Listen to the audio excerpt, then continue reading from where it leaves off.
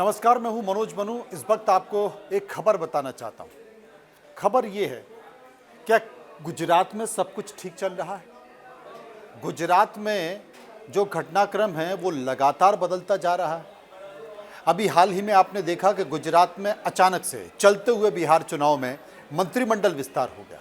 किसी ने सोचा भी नहीं था, लेकिन ये स्क्रिप्ट 7-8 महीने पहले लिखी जा चुकी थी। चर्चा तो ये भी थी कि मुख्यमंत्री बदला जाएगा, लेकिन चलते हुए चुनाव में मुख्यमंत्री बदलना एक बड़ी घटना हो जाती, क्योंकि मुख्यमंत्री तो कई राज्यों के बदले जाने हैं। लिहाजा ये हुआ कि जब मुख्यमंत्री राज्यों के बदले जाएंगे तब देखा जाएगा। फिलहाल मंत्रिमंडल विस्तार कर देते हैं, क्योंकि हाल ही में वहाँ पर स्थानीय चुनाव आने वाले हैं और स्थानीय चुनाव में सरकार की स्थिति उतनी बेहतर नहीं है। लिहाजा मंत्रिमंडल के चेहरे बदलते हैं और गुस्सा, नाराजगी, विरोध कम करने की कोशिश की जाती है। लेकिन आज एक और बड़ी घटना हुई। मैं आपको यह भी बता दूं कि आने वाले समय में गुजरात का मुख्यमंत्री भी बदलेगा, लेकिन थोड़ा समय है। आज एक और बड़ी घटना हुई और बड़ी घटना यह हुई है कि गुजरात विधानसभा के उपाध्यक्ष पद से जेठाभाई ने इस्तीफा दे दिया है। कुछ लोग ये कह रहे हैं कि इस्तीफा देने के लिए उनको बड़े नेताओं ने कहा, जबकि इस्तीफा जब दिया गया तो ये जानकारी दी जा रही है कि जेठाभाई स्वास्थ्य के कारणों से इस्तीफा दिया है। आपको ये भी बता दूं कि जेठाभाई के पास कोऑपरेटिव, देश में जो बड़ी एक कोऑपरेटिव संस्था है जिसका नाम नैफेड है, जो कि अनाज, खाद्यान्न तमाम चीज़ें जो कि किसानों से लेकर और मार्केट में बेचने का काम करती है, वो नैफेड जैसी महत्वपूर्ण संस्था के चेयरमैन भी है और उसका बजट हज़ारों करोड़ में है, 50,000 करोड़, 60,000 करोड़, इस तरह का उसका बजट है।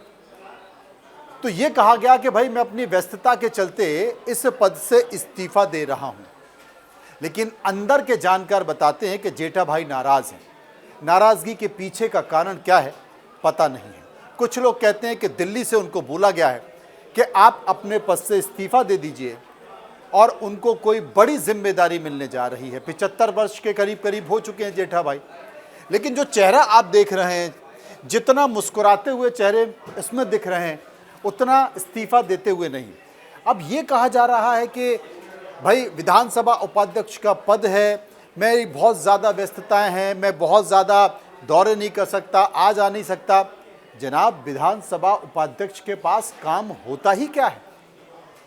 सारा काम तो विधानसभा अध्यक्ष करता है, वो भी तब जबकि विधानसभा चलती है। तो फिर ऐसा कौन सा काम है? तो क्या जेठाभाई को कोई बड़ा पद मिलने जा रहा है? किसी राज्य के गवर्नर बनाए जा रहे हैं? या फिर जेठाभाई नाराज हैं क्योंकि वर्तमान में जो वहाँ पर समीकरण, जिसमें मुख्यमंत्री भूपेंद्र पटेल, हर्ष सिंह भी, जेठाभाई, संगठन के तमाम लोग, वहाँ पर संगठन में भी बहुत कुछ चल रहा है। जेठाभाई के कुछ खास लोगों ने ये भी बताने की कोशिश की है कि आने वाले समय में जेठाभाई कुछ और बयान दे सकते हैं, कुछ और खुलासे कर सकते हैं। अब चूंकि कोऑपरेटिव के चुनाव में बहुत सारी, हाल ही में जब चुनाव हुए थे तो बहुत सारी तल्खियाँ चुनाव में देखने को मिली थी। दिलीप सिंह भी वहीं से आते हैं जो कि इफ्को के चेयरमैन हैं। जेठाभाई वहीं से आते हैं जो कि नैफेड के चेयरमैन हैं। तो गुजरात में बहुत कुछ पक रहा है। उदाहरण के तौर पर आपको बता दूं, मनसुख वसावा हैं जो कि सांसद हैं, भरूच के नर्मदा में आते हैं। मनसुख वसावा ने अपनी ही सरकार के, अपने ही प्रशासन पर भ्रष्टाचार के आरोप लगा दिए, 75 लाख रुपए घोटाले के आरोप लगा दिए और उन्होंने कहा है कि मैं आगे और इसमें खुलासे करने जा रहा हूँ। तो गुजरात में क्या कुछ बड़ा होने जा रहा है? गुजरात क्या समझ से बाहर निकल रहा है? आने वाले समय में गुजरात से और भी बड़ी चीज़ें आपको निकल कर आ रही हैं। लेकिन एक बड़ा घटनाक्रम गुजरात में हुआ है।